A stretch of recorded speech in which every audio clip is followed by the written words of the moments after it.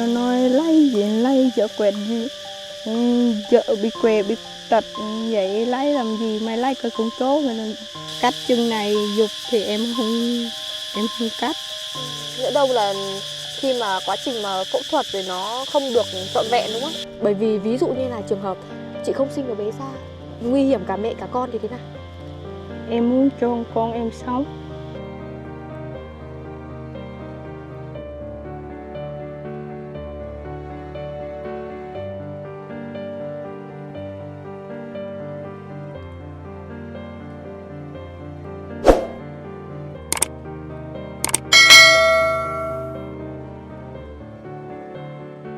Mỹ Xuân mến chào quý cô chú anh chị và các bạn. Chào mừng quý cô chú anh chị và các bạn đã quay trở lại với những video tiếp theo của Mỹ Xuân.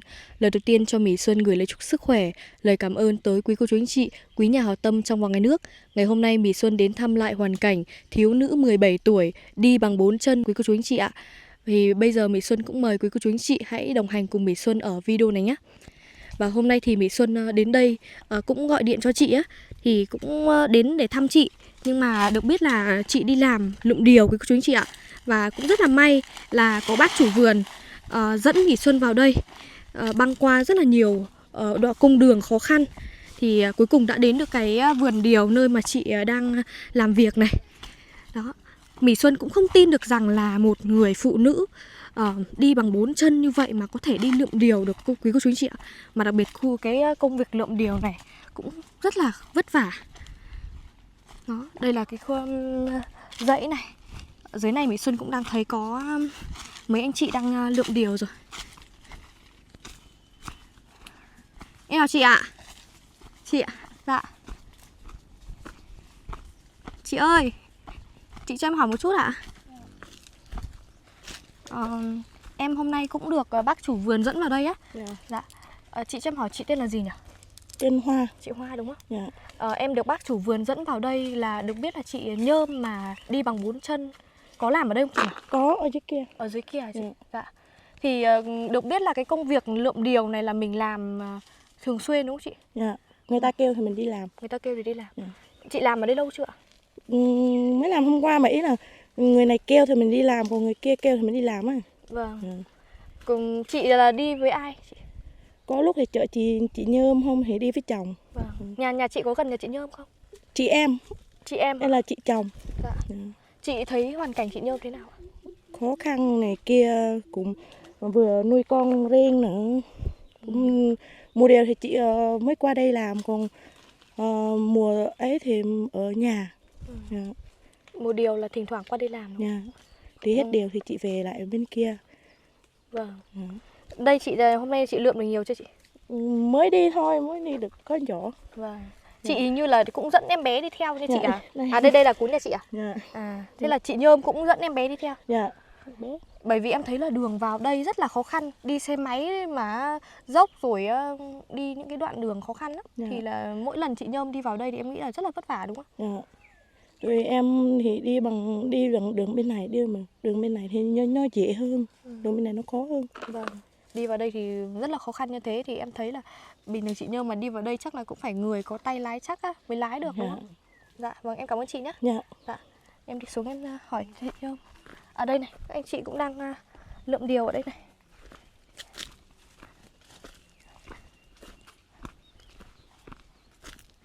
Con chào bác ạ.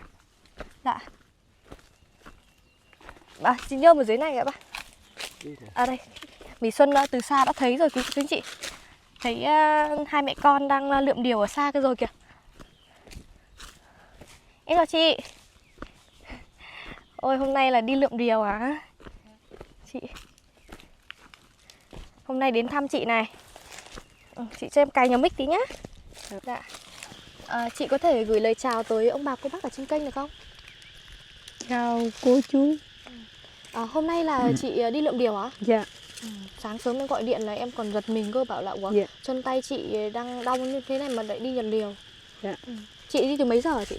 Đi thì 6 giờ sáng. 6 giờ sáng thì một ngày là mình làm từ mấy giờ đến mấy giờ ạ? Từ 5 giờ chiều. Từ 6 giờ sáng đến 5 giờ chiều. Dạ.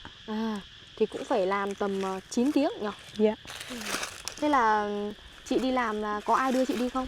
Dạ, đưa chị vào đây? ba ông ngoại chơi chị dùng. Em thấy là đường đi vào đây rất là khó khăn đó. Dạ. Đúng không? Chị ngồi thì có khó khăn gì không? Không, tại em quen rồi. Chị ngồi xe là không có khó khăn gì đúng không? Dạ. Thế bình thường là đi vào đây là làm sớm như vậy thì hai mẹ con có kịp ăn sáng không chị? Dạ, sáng ăn bánh mì. Ăn bánh mì à? Bé Dạ. ăn chưa chị? Bé hai mẹ con cùng ăn bánh mì à? Dạ. Thế đến trưa thì Ăn- ăn uống như thế nào? Đem cơm, tới trưa đem cơm đi ăn ngoài rải. Đêm cơm là mình sẽ ăn ở đây rồi mình làm từ giờ đến chiều tối luôn, Dạ. rồi mới về. Dạ. Thế một tuần là chị đi làm lượm điều này được khoảng mấy buổi này? Em đi được 5 buổi. 5 buổi một tuần. Dạ. Thì một ngày là chị kiếm được bao nhiêu tiền? Có 200.000, 200.000. 4.000 ký em lượm. À, ở đây là tính theo Ký, ký. không phải theo ngàn. Ủa, thế từ sáng đến giờ chị lượm được nhiều chưa? Được 2 giỏ. 2 giỏ rồi hả? Ở đây hả? Hình như là em bé vừa vứt ở đây này. Là em bé đi theo là hình như là còn phụ giúp mẹ cái gì không? Không, tại em bé đi chơi thôi. Ủa, em thấy chị dán cái gì ở trán đấy? Em bị đau đầu. Chị bị ốm hả? Dạ. Ủa, thật bị ốm tại sao không ở nhà nghỉ ngơi đi lại đi lượm điều làm gì? Em bơi, em có tiền mua sữa cho bé. Ủa, lần trước hình như em nhớ là em với thầy giáo đồng đến cũng đã trích quỹ gửi cho chị một số tiền rồi. Thì số tiền đó đâu rồi chị? Em đi trả nợ cho người ta rồi em bé bị bệnh sởi hôm bữa. À, hôm bữa là em bé bị bệnh sởi đi viện là chị có vay tiền. Dạ. Rồi chị lấy tiền đó chị trả nợ rồi. Dạ. Thật còn hôm nay là chị Đi lum đều để mua sữa em bé. mua sữa em bé với lại lấy tiền mua thuốc hả? Dạ. Chị có bị mệt nhiều không? Khi cái lúc mệt quá thì em nghỉ ở nhà. Cái lúc đỡ thì em đi làm. Có bao giờ mà chị làm ở trong này chị mệt quá thì chị Mấy năm trước cùng chị em cùng đi làm vậy nè. Chị đi làm một mình thì bị ngất xỉu ngoài vườn, không biết. Con của em con lúc đó con 1 tuổi, nó nói là mẹ ơi, nó kêu vậy. Em nói là đi ra đi, mẹ mệt, mẹ nghỉ tí xíu một tí mẹ làm, nó nói vậy. Ủa, thế là lúc đó chị ngất là bé có gọi chị. Dạ. Nhưng mà chị mệt không là chị ngất lúc nào không biết hả? Dạ. Ủa, thế là lúc chị ngất thì ai phát hiện ra? Em bé kêu là mẹ ơi dậy đi. Nói Thế là chị tỉnh lại. tiền của em. Thế lúc đó mệt quá thì chị có về không hay chị lại tiếp tục chị Em nghỉ một lúc rồi chị làm lúc tiếp? đó em hai đều được 3 giờ chiều kêu bà chủ đưa về. Lúc đó là cũng có may có bà chủ đưa về đúng không? Dạ. Đưa về thì chị có đi ra viện không hay là chị nằm ở Không, nhà tại ở nhà uống thuốc, người ta chích thuốc. Tới sáng hôm sau đi chích thuốc ngoài xã. Thế là hôm đó ngất xong là chị chắc phải ốm mấy ngày đúng không? Dạ.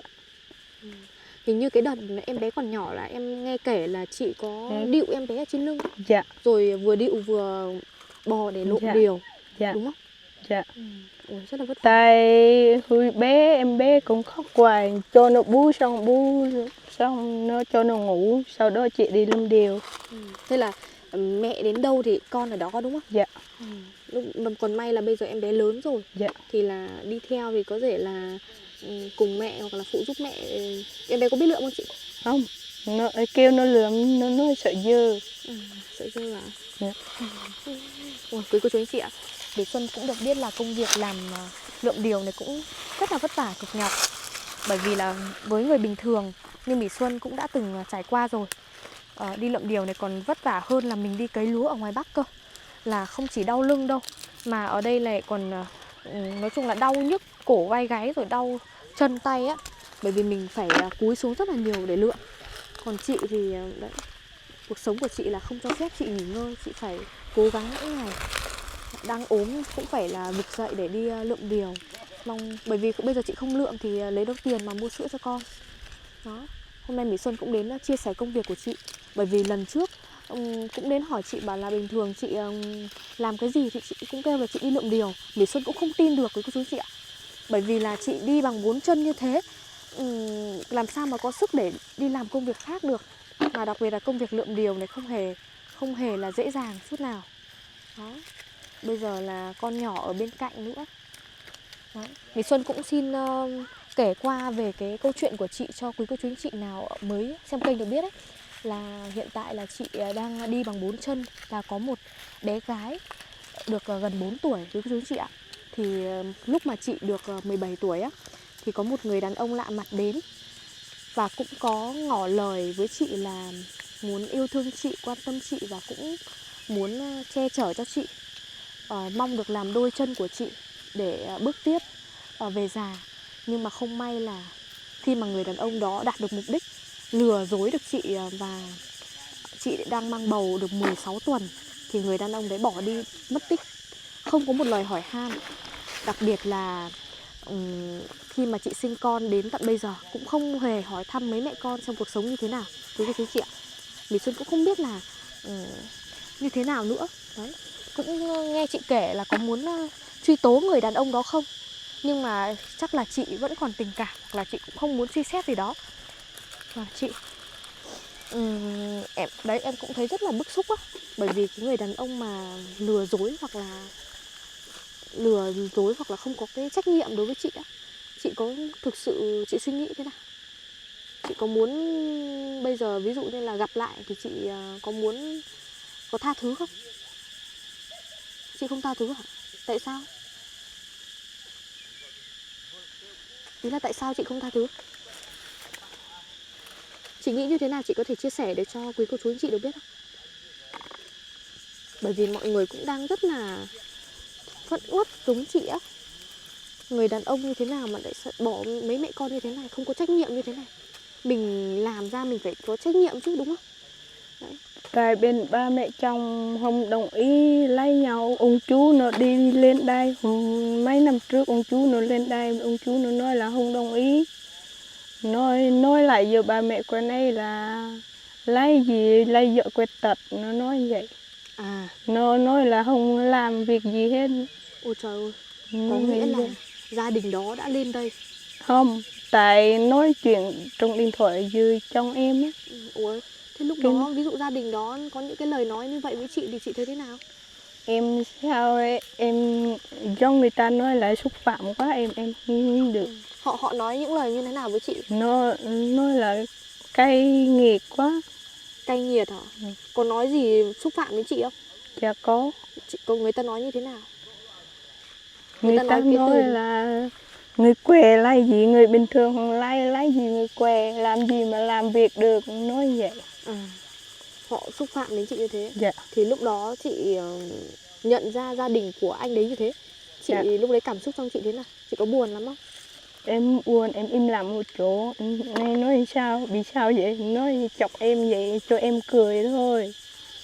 Sau đó em đi lại, ba mẹ con không đồng ý thì thôi. Em nói vậy. Có lúc đó chị có tủi thân mà chị khóc không? Tại em im như vậy thôi. Bởi vì chị ạ, em thấy là mình sinh ra mình không có lành lặn, cũng không phải là mình mong muốn điều đó đâu chị, đúng không? Tại sao họ có thể xúc phạm một người như chị, đúng không? Bởi vì là bản thân con người chúng ta, mỗi ai sinh ra cũng vậy, cũng mong muốn là có cơ thể khỏe mạnh. Có ai mong muốn là bị khuyết tật hoặc là bị tật nguyền đâu. Dạ, đúng không? Tại anh ấy thích em, ba mẹ gia đình anh ấy không thích em. Tại anh ấy nói là anh ấy nói đi làm không thấy về. Thế là từ lúc mà ba mẹ nói chuyện với gia đình ở bên đó, họ không đồng ý rồi họ có những cái lời xúc phạm đến chị thì xúc phạm đến ba mẹ em luôn. Xúc phạm của ba mẹ chị hả? Dạ. Ủa, họ nói những cái lời nào đến ba mẹ chị? Nó nói kêu từ bỏ đi, mà mày không bỏ con nhỏ đó, mày đừng về nhà này nữa, nói vậy. Ui, em không ngờ là họ xúc phạm chị rồi lại còn xúc phạm đến cả ba mẹ của chị. Bởi vì ba mẹ của chị cũng có làm gì sai đâu, và chị cũng không làm gì sai. Tại sao họ lại nói ra những cái lời nói như vậy? Tại kêu ba mẹ anh ấy xuống, ba mẹ anh ấy nói là bận quá. Thế là dần dần họ lảng tránh mình. Dạ. Và anh đấy cũng nói là anh ấy đi làm xa. Dạ. Và từ đó là mất tích luôn. Dạ. Không có một lời nói gì với chị, cũng không quay lại thăm mấy mẹ con. Ôi trời ơi, Mỹ Xuân cũng thấy là người đàn ông này rất là vô trách nhiệm với cô chú chị ạ.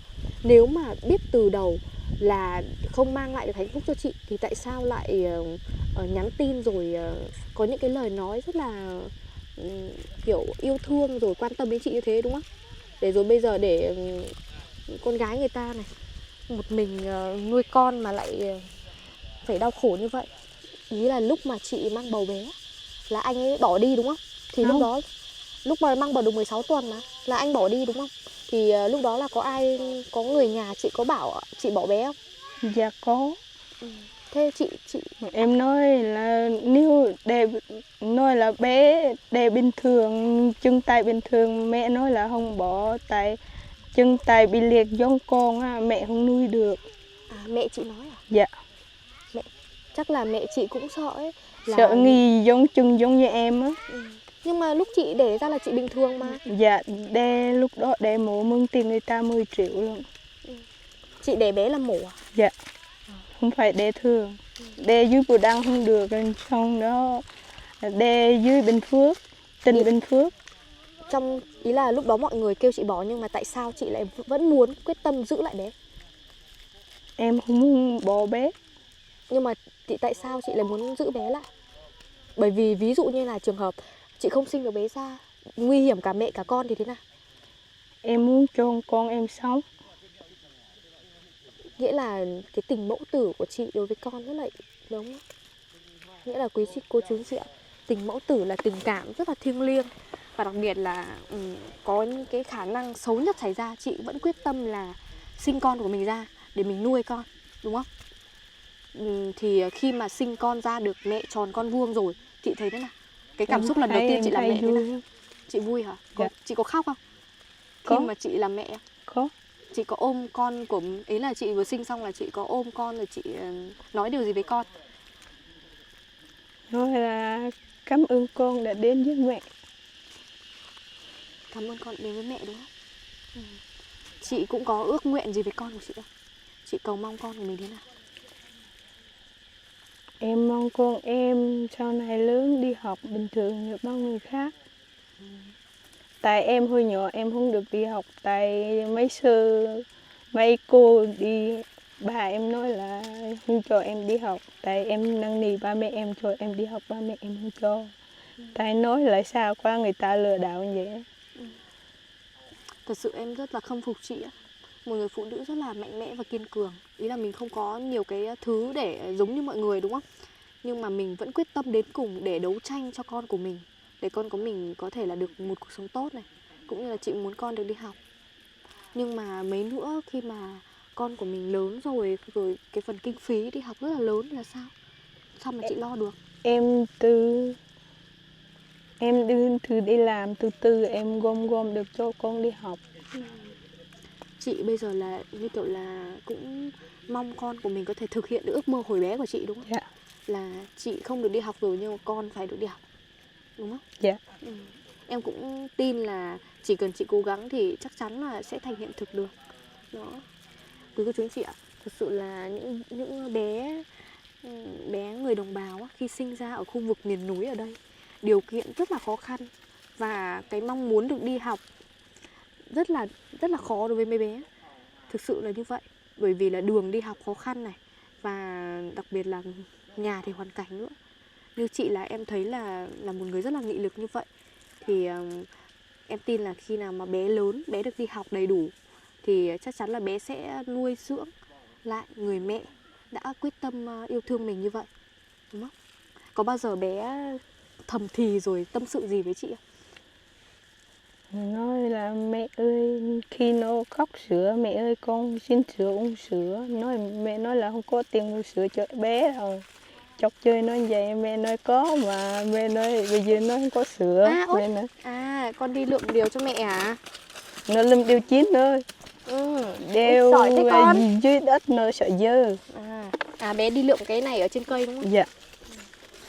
Đấy, thế là biết giúp đỡ mẹ rồi còn gì. Có bao giờ bé ý là bé tâm sự với chị như thế đúng không? Xong là chỉ đòi sữa thôi à? Dạ. Thầy nó nói ngoài kia thì nó nói lâu lâu nó nói chửi ngoài chơi. Mẹ nói là tôi mua đều ở bên ngoài đó luôn. Tôi mới hết một đều thì về ngoài nhà này nói. Ủa, nhưng mà ý là hoàn cảnh của chị là có được trợ cấp gì không? Mỗi tháng có 500.000. 500.000 là Dạ. trợ cấp của chính quyền đúng không? Dạ. Bởi vậy nên là cũng có trợ cấp như vậy thì cũng đỡ một phần nào đó. Dạ. Mình có tiền mình mua đồ ăn cho con. Còn đây là tại tiền lâu này. lâu thiếu sữa người ta thì lâu lâu thì em gửi lần. Tới tháng em gửi lần. chị đi lượm này thì thật ra là điều thì không phải lúc nào cũng có. Mùa điều này cũng sắp hết rồi nữa. Dạ. Đấy. Mà một tháng chắc chỉ đi lượm được mấy ngày thôi thì Dạ. tính ra cũng vỏn vẹn được mấy đồng nhỉ. Dạ. Cố gắng lên chị. Đó. Mà công việc này thấy chị từ sáng giờ mà chị lượm là cũng được tính ra là được 100 ký không? 50 ký không? Một cái vô đó 10 kg một chỗ. 2 vô được 20 kg. 20 ký à? 20 ký thì cố gắng rồi. Dạ. 4.000 một ký thì Dạ. từ sáng giờ là lượm được 80.000 rồi đó. Dạ. Đó thì từ giờ đến chiều nữa, nếu mà mình mà cứ làm xuyên suốt thì em nghĩ là cũng chắc là được 200.000 hoặc Dạ. là dưới 200.000. 240. Cũng được 240 có lần đúng Dạ. không? Ừ. Thế tiền đó, ý là người ta có trả tiền mình luôn không? Dạ chiều trả luôn. Ừ. Người ta cân điều rồi người ta trả luôn à? Dạ. Ừ. Khi mà chị nhận được tiền đó thì chị về để làm gì? Đi mua sữa em bé. Ừ. Đi mua sữa em bé đúng không? Dạ. Với lại là em thấy là cái khu vực lượm điều ở đây á thì nó cũng khá là ít điều nhỉ. Hôm nay điều khô hết rồi này. Đó. Cứ có chú chị ạ, nếu mà điều khô và điều nhỏ như này thì cân lên cũng rất là nhẹ. Đây, cái hạt nhỏ này, này. Điều này khô hết rồi. Để em nhặt giúp chị một ít nhá. Em chắc là em chỉ nhặt được mấy cái điều nó bị rụng cái núm rồi thôi. Còn cái điều kia là đó, nhặt giúp chị để chị thêm được đồng nào thì thêm nhá. Ai bỏ ai cái bỏ. Ủa lần trước là chị có mong ước gì nhở? Mong ước là có điện với có nước hả? Dạ. Ý là mình nếu mà lắp điện thì mình sẽ đấu kiểu gì? Em đóng một tháng em đóng bao nhiêu em đóng. Có Dạ. chỗ để đấu điện đúng không? Dạ. Còn nước thì khoan là bởi vì cái chỗ đấy nhà chị là hơi cao á. Khoan là có tới được nước không? Mai múc nữa, múc tí xíu nữa. Khoan. Phải múc tiếp. Tại cào trên đường sau nhà á. Thế là phải cào rồi mới khoan được đúng không? Dạ. Ước mơ của chị là khá là đơn giản thôi. Chỉ mong sao có điện Em có mong nước. là có một ngôi nhà và điện và nước. Chị ở đó là bao nhiêu năm rồi nhở? Cái ngôi nhà gỗ á là xây được bao nhiêu năm rồi chị? Ba mẹ làm được 6-7 năm rồi. Được Thế 10 năm rồi. 10 năm thì cái đợt trước là nhà mình ở kiểu gì? Em được trước là em ở ngoài rẫy. À ngày trước là ở trong rẫy này luôn. Dạ. Ở trong rừng này luôn. Dạ. Là không có điện, không có nước. Dạ. Xong làm Tại đứa bé này hơn tuổi em mới về ngoài Sóc. Ba mẹ làm nhà ngoài kia. Ơi ông bà làm được nhà gỗ đấy thì cũng được gần chục năm nay thì chị biết chuyển ra đấy ở đúng không? Dạ. Rồi từ lúc ra đấy là mới quen biết anh kia đúng không? Dạ. Cũng thương nhở. Bây giờ mà gặp người đàn ông như vậy mà đối với mình như thế thì mình cũng mất niềm tin đúng không? Mà nếu mà có người đàn ông nào khác đến hỏi rồi muốn chăm sóc cho hai mẹ con thì chị có đồng ý nữa không? Không. Tại sao chị không đồng ý? Chị có muốn là cho con của mình có một mái ấm khác không? Dạ em không. Tại em nuôi con một đứa thì mệt. Không có tiền mua thuốc. Mua sữa cho bé này đi làm còn đi mệt nữa. Bởi vì là em sợ là nếu mà có những cái người đàn ông nào họ đến họ tìm chị rồi họ có những cái lời tiếng ngọt với chị á, nhưng mà thật ra là họ có ý đồ. Họ có ý đồ khác á. Họ lại không thật lòng với mình á thì tự dưng là mình lại tổn thương rồi. Lại không có lại thêm một lần nữa là bị người ta bỏ đi đúng không? Chắc là mình cũng rất là khổ ấy nhỉ.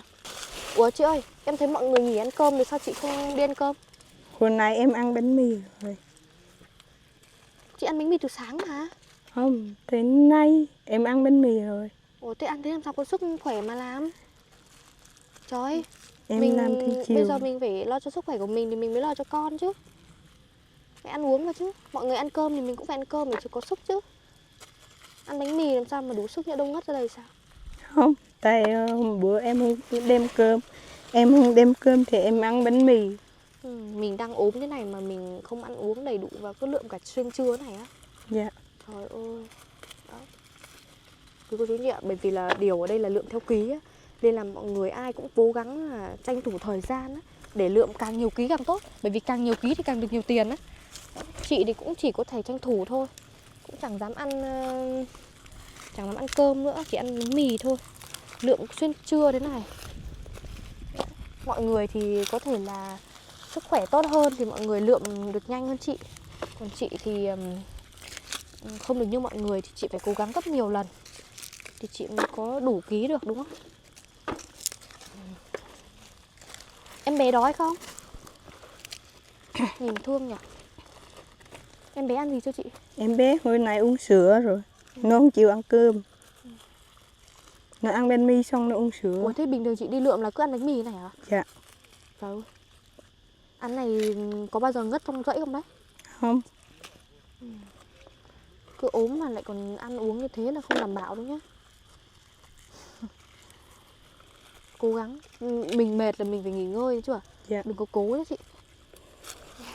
Ôi điều này khô thế này thì nó cũng nhẹ á nhỉ? Đúng không? Em bé ơi. Ngon. Ủa? Ui sao em bé lại ăn điều vậy? Nó nghịch điều. Nó vắt nước. Vắt nước hả? Ủa Dạ. ăn. Em bé có ăn này không chị? Không. Trời ơi ăn này xót ruột đấy con. Con ơi. Xót ruột đấy nhá, đừng ăn nhá. Nó vắt điều chơi á. À vắt để chơi hả? Trời ơi tưởng em bé lấy điều ăn nữa thì hay là đói quá, muốn ăn điều. Bé mới uống sữa xong, nó vắt nước điều chơi. Thật ra là quả điều này ăn được quý cô chú anh chị ạ, nhưng mà em bé thì cẩn thận nhé con nhá. Đây này. Quả điều như thế này mà mình ăn mà mình nhỡ ăn với cái vỏ này nó có axit á, nó sẽ sưng miệng lên đấy quý cô chú anh chị. Nên khi mà ăn thì mình phải tách ra rồi mình cắt hai đầu rồi đi này. Thì nó sẽ không có axit, mình ăn ở giữa thôi. Còn nếu mà ai không biết mà nhỡ ăn phải cái vỏ điều nó rất nhiều axit là có thể sưng môi. Ai mà Hồi chưa biết xưa được rồi còn làm vừa mâm ruốc, muốn sao ăn cơm á. À, ngày xưa chị làm mắm ruốc mang đi hả? Dạ. Lần trước em với thầy giáo đồng đến là thấy chị có ăn canh mướp thôi, mới lá Dạ. nhíp thôi. Dạ. Thế hai mẹ con là ít được ăn thịt hả? Dạ. Lâu lâu chắc tháng là được 2-3 bữa đúng không? Dạ. Còn đâu là ăn canh mướp với lá nhíp thôi. Dạ. Không ăn canh bồi, em nấu canh bồi ăn. Em giá gạo tự nấu. Thật ra là em vừa chia sẻ thước phim của chị lên á, nhiều ông bà cô bác xem mà mọi người khóc á, mọi người không kìm được nước mắt. Và tại sao lại có một cô gái nghị lực như vậy? Và rất là mong mọi người có thể giúp đỡ được chị để chị vượt qua được cái giai đoạn khó khăn, để mong sao là con của chị cũng sẽ có thể là tiếp bước đến trường như cái mong muốn của chị. Đây quý cô chú chị này, Mỹ Xuân thực sự là đã hiểu thực sự được cái tình mẫu tử như thế nào. Đấy, người mẹ làm tất cả chỉ mong là lo gom góp tiền để con được đi học này. Đó. Nhiều bé ở thành phố á, nhiều lúc là được đi học á, rồi là có điều kiện quá thì mấy bé lại muốn đi chơi chị ạ, lại không thích học. Nhưng mà ai biết đâu ở vùng sâu vùng xa các bé muốn đi học còn không được. Buổi trưa thì mọi người làm cùng nhau rồi cùng nhau ra đi ăn này. Cùng nhau ra đây ăn cơm này. Hình như là hầu như là người trong này thì mọi người ăn tranh thủ ở đây rồi nghỉ ngơi một chút rồi làm luôn á. Bây giờ mà về nghỉ ngơi đã để đến chiều mất. Ui, này.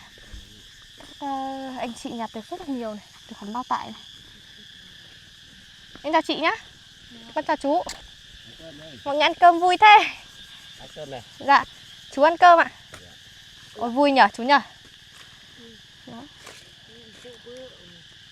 Thực sự là sau khi Mỹ Xuân xem tin tức cái vụ việc là trận động đất ở Myanmar, Mỹ Xuân mới hiểu là bây giờ chúng ta chỉ cần được sống và được bên cạnh những người thân yêu là điều rất là vui rồi quý cô chú chị ạ. Đặc biệt là có một bữa cơm ấm cúng bên gia đình của mình này.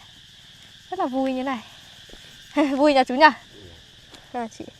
Ơ nhà mình ăn cơm với gì đây? Có gì đâu, rau cá thôi. À rau với cá thế là ngon rồi còn gì. Ủa thế là chị, con hỏi thế chị kia không ăn cơm là sao chú? Chị Chưa đói. chưa đói à? Dạ. Tí nó ăn. Cứ kêu là ăn bánh mì thôi không ăn cơm. Dạ. Ủa thế nhà mình nghỉ trưa lâu không ạ? Mới nghỉ này. Ý là nghỉ tầm bao nhiêu phút thì lại làm? Thì tí làm liền mà đi làm thêm à, để Ôi. tôi mưa. Thế thì phải nghỉ cho nó sôi cơm đã chứ không là làm luôn là đau bụng á. Tí xíu thôi, đi làm. Vâng. Đây vườn điều này rất là rộng này. Vâng. Mình nghỉ ở đâu chú? Ngồi ở đây nghỉ luôn ạ? Dạ. Dạ, còn con cảm ơn chú nhé. Dạ. Vâng. Này quý cô chú anh chị này, Mỹ Xuân có thể camera có thể ria cho quý cô chú anh chị được biết này. Cái khu vực vườn điều này rất là dốc này. Đó. Đi lại khó khăn nữa. Ôi, nắng nhở. Trời nắng như thế này mà lượm đến tối ở trong này lại còn không có gió nữa chị ạ. Em bé là cứ bình thường là cứ chơi một mình đấy chị. Quý cô chú anh chị ạ, lần trước thì Mỹ Xuân cũng cùng thầy giáo Đồng đến thăm chị và chia sẻ những cái thước phim của chị lên á, cũng đã nhận được rất là nhiều sự yêu thương từ quý cô chú anh chị. Mọi người cực kỳ thương chị luôn chị ạ. Bởi vì khi mà thấy hoàn cảnh của chị đầy nghị lực như vậy, hàng ngày vẫn đi làm để mưu sinh kiếm sống. Và Mỹ Xuân cũng chia sẻ cái công việc thực tế chị đang làm đây quý cô chú anh chị này. Cũng không hề nói suông nhé quý cô chú anh chị. Chị có nói là chị có điệu con đi lượm điều và hàng ngày chị vẫn đi lượm điều thuê để kiếm tiền. Đó là hoàn toàn là sự thật. Và Mỹ Xuân Mỹ Xuân đã chứng minh cho mọi người biết rồi. Đó. Chứ không phải là chị chỉ nói là chị bị bệnh rồi chị không làm gì cả, rồi chị ngồi đó để quay phim rồi đi xin tiền đâu. Hoàn toàn là chị hàng ngày chị làm những công việc như thế này thì Mỹ Xuân quay lên để cho mọi người biết là như thế. Đúng không chị? Có phải là chị chỉ ngồi một chỗ rồi chị ngồi chị xin tiền mọi người không? Hay là chị đi làm? Chị đi làm. Chị có bao giờ chị tự dưng chị đi xin tiền người khác không? Không. Không bao giờ đúng không? Dạ. Em người ta giúp bấy nhiêu thì em lấy bấy nhiêu, em không xin. Chị không bao giờ chị tự dưng mà mình vẫn còn khả năng lao động, mình không bao giờ mình đi xin đúng không? Dạ. Đó. Mỹ Xuân cũng đã xác nhận một điều đó quý cô chú chị ạ. Chứ có phải là nhiều người họ cũng Mỹ Xuân đăng tức phim lên cũng có những cái ý nói rất là khó chịu á. Họ bình luận là chị bị tật nguyền như vậy thì chắc là cũng chỉ ở nhà để ngồi xin tiền thôi, không có làm gì đâu, làm sao mà lượm điều được. Đấy, mọi người có thể nhìn đây, thực tế đấy, chị lượm điều đấy với gia đình của chị đó. Đúng không? Là hoàn toàn đúng sự thật. Và hôm nay em đến thăm thì cũng đấy, biết được công việc của chị như thế này là cực nhọc và khó khăn luôn. Đó. Người bình thường khi mà đi lượm điều thì đã rất là vất vả rồi, mà chị đang lúc nào cũng phải lết hết chỗ này chỗ khác quanh cái khu vườn này, mà vườn rất là dốc như thế, lượm từng ký điều một và tranh thủ cả buổi trưa này, tranh thủ cả buổi trưa để lượm sao để cho kịp, để cho đủ ký đúng không? Dạ. Là cũng đã vất vả hơn rất là nhiều người rồi. Mọi người đừng có đi bò nhiều, em đi bò nhiều, đi quần đi rách. Ồ, quần. Chị mặc quần size nào đấy nhỉ? Em biết tại cái quần này người ta cho em lùm để mặc đó. Em không có mua. Vâng. Tại em lo cho con em. Để em xem mà quần chị size nào, hôm nay em mua cho chị mấy chiếc ấy. Chị mặc á. Ui, chân chị teo hết rồi này. Ui. Này, chân của chị Mỹ Xuân nắm này. Coi như là chỉ được một tí này thôi quý cô chú ạ. Chắc bằng tay Mỹ Xuân thôi này. Tay Mỹ Xuân đã bé rồi mà chân chị bé hơn. Đó. Ui. Khổ thân chị quá. Thực ra tính ra tuổi là chị là ít tuổi hơn Mỹ Xuân đấy quý cô chú chị. Chị là 2003 đúng không? Dạ. Là ít hơn Mỹ Xuân 2 tuổi đấy. Mà tính ra là vất vả quá nên là nhìn có vẻ là già dặn hơn rất là nhiều. Tính ra là Mỹ Xuân nhiều tuổi hơn chị đấy. Nhưng mà chị vất vả quá rồi, chăm con nữa, rồi làm những cái công việc cực nhọc nữa. Có bao giờ chị muốn có đôi chân để đứng dậy không? Có, nhưng nó nói là năm trước nó nói là cắt chân này bỏ. Em nói em không bỏ. Tại được làm chân bình thường em làm thì cắt chân này dục thì em không cắt. Nhỡ đâu là khi mà quá trình mà phẫu thuật rồi nó không được trọn vẹn đúng không chị? Dạ. Chị cũng sợ đúng không? Lúc đó thì ai chăm con cho chị? Nếu mà chân của chị bây giờ có đi được xe không? Ngồi được xe Em ngồi xe được xe Honda, em tự đứng. không? Ý là có cái xe lăn đó. Xe lăn Xe lăn điện là chị đi dạ, được đúng không? Dạ. Chị bây giờ chị có mong ước có một chiếc xe lăn điện không? Dạ có. Nếu mà chị có chiếc xe lăn điện đó thì chị có em thể tự đi được đúng không? Không dạ. phải nhờ người chở đi này. Dạ. Có thể là đi ra quán mua đồ ăn dạ. được đúng không? Dạ.